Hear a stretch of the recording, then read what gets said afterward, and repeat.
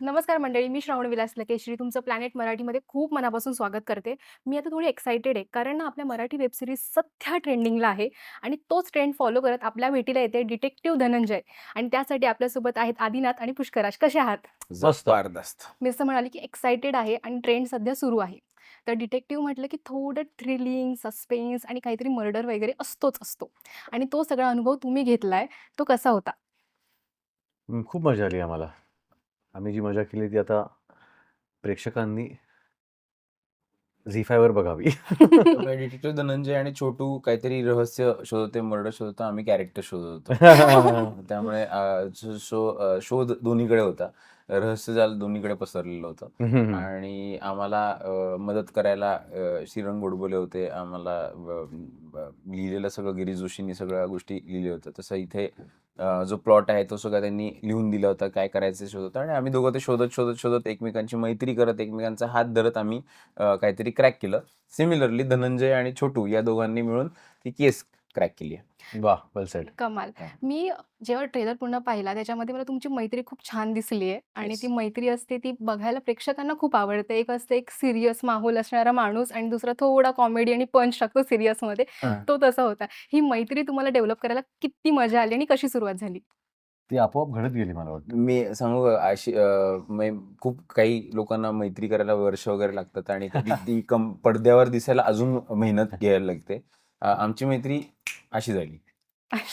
हे झालं, सुरू झाली मैत्री. मग त्याच्यात काही पहिला सीन आपण कुठला केला होता एकत्र? जो आपण इडलीचा सीन आपण त्या Correct. ह्याच्यामध्ये वगैरे केला होता आणि त्याच्यानंतर अत्यंत कॉम्प्लिकेटेड तो ऍक्च्युली सीन आहे.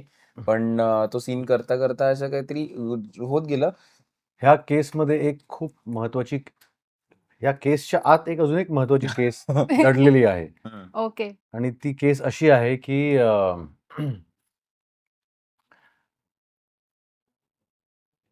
एका हॉटेलमध्ये आपण एका साऊथ इंडियन हॉटेलमध्ये जिकडे उत्तम इडली आपल्याला मिळते, तिथे आपण नेहमी जातो. तर का? सांग बघू, तू सांग. साउथ इंडियन हॉटेलमध्ये इडली आपण मिळते. इडली खायला जातो का? कारण तिथली टेस्ट चांगली असते कशाची? इडलीची, हाताची, नाही. बनवणाऱ्या. नाही. हम्म. त्या इडली तेच. बरोबर सर्व नाही, सांगू नको नाही, नाही, मला सांगितलेलं नाहीयेस तू. नाही, मी सांगतो ना, त्या इडली बरोबर सर्व केलेल्या चटणीची जी चव असते ना, हां. ती लोकांना आवडते आणि म्हणून ते त्या हॉटेलमध्ये वारंवार जात असतात. बापरे! तर ओके. श्रेय कोणाचं आणि क्रेडिट कोणाला? ओके. पण ह्या केसशी काय संबंध आहे हे तू सांगायचंस. वेब सिरीज बघितल्या. अच्छा. मी म्हणते हां. अजून हां. बापरे! मला एका पॉइंटसाठी वाटलं आदिनाथ नाही बोलत आहेत माझ्यासोबत. इतका तो पॉज आणि मी पॉझिटिव्ह झालो आणि मला तर इतका वेळ मला तर खूप दिवसांनी सांगितलं होतं. तुला लगेच सांगितलं पहिल्या माय ह्याच्यामध्ये. लक. हां. माय लक मी actually मला तो पॉज का मी आठवत होतो आणि तो आठवत नव्हतं. मी म्हटलं मला का सांगितलं नाही यार. ऍक्च्युली ही केमिस्ट्री आमची. ओके. आणि आदिनाथ आणि पुष्कराज म्हणून पण ही केमिस्ट्री आणि धनंजय आणि छोटू म्हणून पण Correct. आमची ही केमिस्ट्री Correct. की असं काहीतरी मला सांगा ना आधी. म्हणजे जेव्हा तो असं केस उलगडून सांगतो की ठीक आहे मला कळलेलं आहे आता मी सांगणार आहे वगैरे, तेव्हा मला असं होतं की सर मला तरी सांगा आधी व्हॉट इज दिस वगैरे. फॉर एक्झाम्पल आता मी काही याचं पण आजच असं झालं की फोन आला वगैरे असं काहीतरी आल्या तो म्हणलं मी तुला सकाळी फोन केला होता की मी म्हणलं की हो पण मी पण कॉल बॅक केला होता वगैरे असं. बरं we are just like it's just developing. Okay. काहीही करायला लागत नाही आम्ही, काही नाही. बरं असं नाही की आम्ही तासन तास बसून गप्पा मारतोय किंवा काही असं म्हणजे काय पीपल बॉन्डवर अल्कोहोल. आम्ही दोघं ते काही अल्कोहोलचा पण काही संबंध नाहीये. तो ब्लॅक कॉफी पितो, मी चहा पितो. हो. असं. आणि जो आदिनाथ आणि पुष्कराज मधला फरक आहे तो बॉड्यांमध्ये पण दिसतोय. तो धनंजय आणि छोटू मधला आहे. तो ब्लॅक कॉफी वाला आहे आणि मी चहावाला आहे. Opposite people attract to each Opposite. Other. Correct. Yin yang. Yes. आता ह्या सीरीजमध्ये ॲक्च्युअली मराठीमध्ये ना सीरीज खूप कमी येतात आणि जसं आपण म्हणतो की मराठी कंटेंट वाढला पाहिजे आणि मराठी प्रेक्षकांसाठी काहीतरी नवीन आलं पाहिजे. तर त्यासाठी मी म्हणेन डिटेक्टिव्ह धनंजय बेस्ट आहे. कारण खूप दिवसांनी असं काहीतरी छान बघायला मिळतंय आणि एक सध्याची जेन झी पिरियड आणि जे आता खूप काही येतायत. त्यांना असं रहस्यमय आणि खूप गोष्टी बघायला खूप आवडतात. लव्ही डव्ही एरा गेलाय असं मी म्हणू शकते. बिकॉज मी पण आता थोडंसं थ्रिलिंग आणि मर्डर या गोष्टींमध्ये जरा जास्त पगड असल्यामुळे मला मजा येते. तर तुम्हाला करताना किती मजा आली होती आणि मराठी प्रेक्षकांना असा छान आपण थाळी म्हणतो, ती थाळी बघायला मिळणार आहे. ते कसं वाटतंय? जेनझीच असं नाही, जेनझी असेल, मिलेनियल असेल किंवा बूमर्स असतील किंवा कुठल्याही व्यक्तीला क्राईम थ्रिलर बघायला मजा येते. जे आपण आयुष्यात बूमर्स म्हणजे कोण असतं? म अ, अ, अ, 90s रंगा ह्याच्या अच्छा, आधीची जनरेशन, आपले आई-वडील. आई आई-वडील. वडील हां, त्यांना आपले बूमर्स आहेत का? त्यांना बूमर्स. boomers हां, म्हणजे ते बेबी बूमर्स असं. तर ते या सगळ्या कुठल्याही जनरेशन आणि आता जे येतात ते जेन अल्फा, म्हणजे तुझी मुलगी जेन जैन अल्फा आमची असं. हा.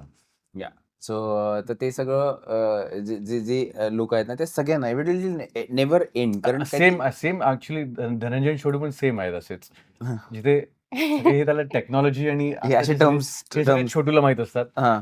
आणि धनंजय ह्यात फार त्याला काही माहित नसतं ह्याच्यातलं. तो फक्त त्याच्या इन्स्टिंक्ट आणि ह्याच्यावरती जात याच्यावर असतो. काम करतो. हां, की तर की छोटू त्याला असं पुश करणं. हां. टेक्नॉलॉजीचा आधार देत असतो. टेक्नॉलॉजीचा आधार किंवा त्याच्यात कुठे म्हणजे बेसिकली असं आहे की काय मगाशी आता तो प्रश्न झाला की 25x7 हा इन्स्टिंक्टवर धनंजय सांगेल, हा लगेच कॅल्क्युलेटर स्पीड दोघांचं सेम आहे. But the thing is like आता म्हणजे छोटूला असं वाटतं की टेक्नॉलॉजी आहे ना, तर ब्रेन कसं वापरायचं ब्रेन इज काय? ऍक्च्युअली रॉटिंग, ब्रेन रॉटिंगच चाललेलं आहे.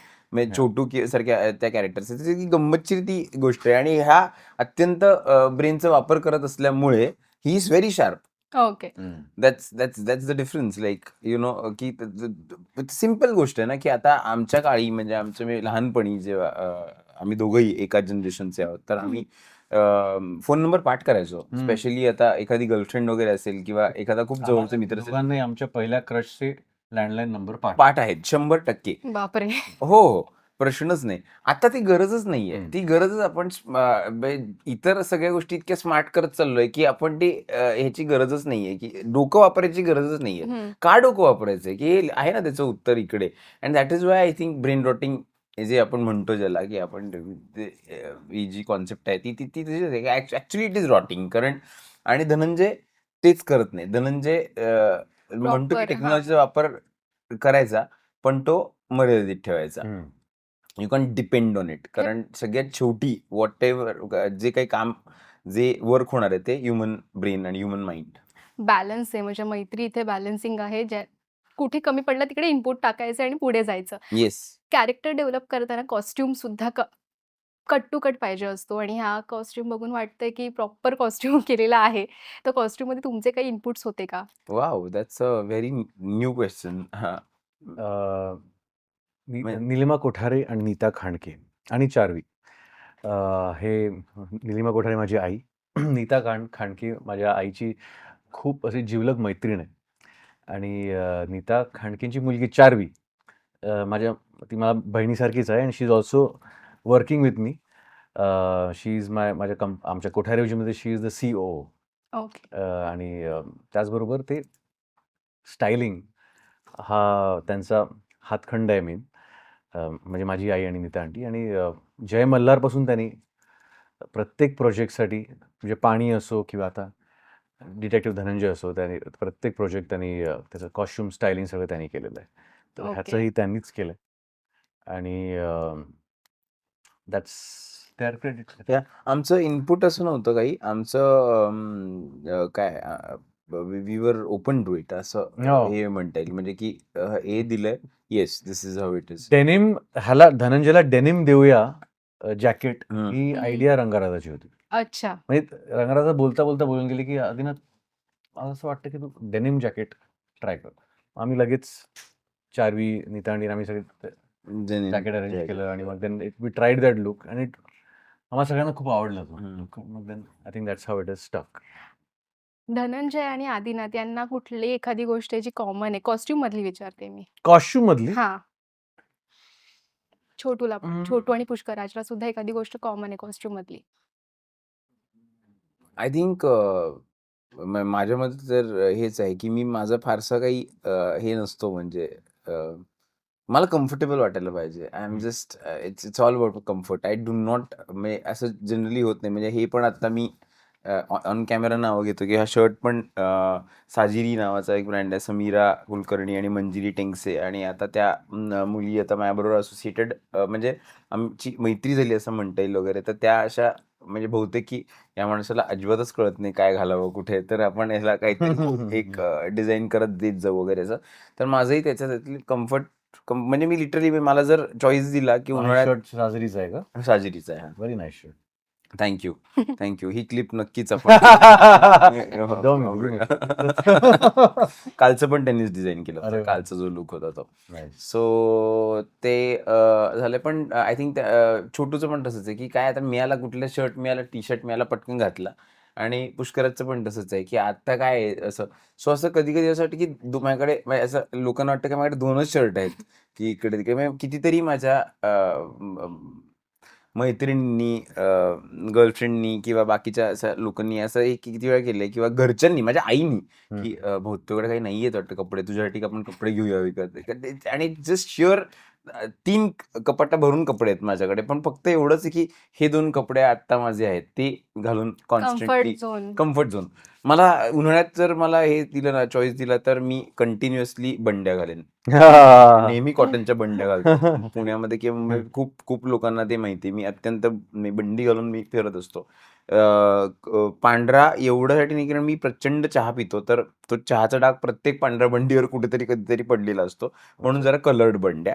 पण अदरवाईज हे नाही. आणि थंडी आणि पावसाळ्याच्या मध्ये स्वेटशर्ट हे माझं ठरलेले आहेत. सेम छोटूच आहे, म्हणून मी नाईस. नाही, माझं आणि धनंजयचं ड्रेसिंगचं कॉमन नाही आहे मुळात, कारण मेनली म्हणजे धनंजय जो ब्रीफ आहे लेखकाचा आणि दिग्दर्शकाचा, तो धनंजय असा माणूस आहे जो एका गर्दीत मिसळेल ओके. किंवा हां, एक गर्दीत मिसळणारं व्यक्तिमत्व. तर त्यासाठी आम्ही त्याला खूपच म्हणजे कपडे पण फार कोऑर्डिनेटेड आम्ही ठेवले नाही आहेत त्याचे. आणि मी जरा विचार करतोच तसे कपडे घाल. डेफिनेटली. गप्पा मारू. Same here, same here. आता तर प्रेक्षकांना सांगा की ही डिटेक्टिव्ह धनंजय तुमच्या भेटीला येत आहे आणि त्याच्यामध्ये सस्पेन्स थ्रिलर आहे. आमचे नवीन कॅरेक्टर तुम्हाला बघायला भेटणार आहे. येस, 1 मे या तारखेला डिटेक्टिव्ह धनंजय आणि छोटू झी5 वर येत आहेत. आणि 1 मे पासून तुमच्या सगळ्या अडकलेल्या केसेस सॉल्व्ह होणार आहेत, कारण शहरात उत्तम डिटेक्टिव्ह आलेले आहेत. भेटूया झी5 वर. Thank you so much. Thank you.